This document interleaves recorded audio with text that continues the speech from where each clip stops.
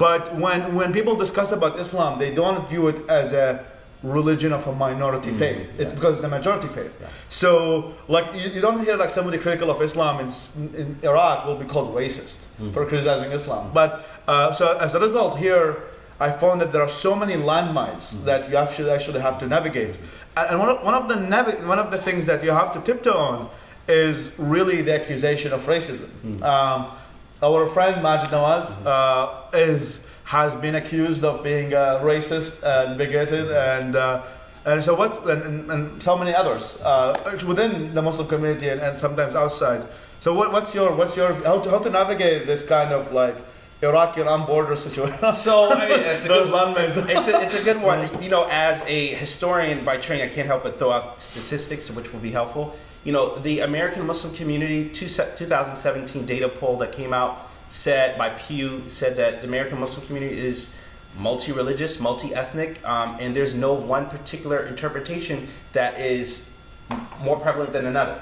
So I think just as much as there are diversity within American Christianity, American Judaism, American Buddhism, American Hinduism, American Muslims aren't all the same. And in fact, the American Muslim community has multiple expressions of what it means to be Muslim in America, right?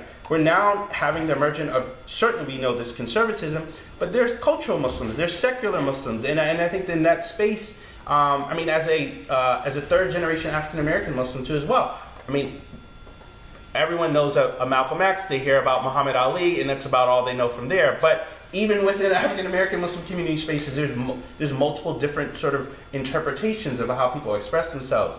So I think that first and foremost, that conversation within the American Muslim community, which I'm probably leading of a point that you're going to probably mention too as well later, is that, you know, the early Muslim community in America were enslaved Africans who came here, and they weren't coming with a sort of a literalist interpretation of Islam. They were actually pretty chilled out, non-violent, working on the American plantation in the South. I grew up in Charleston, so those stories you can go look up.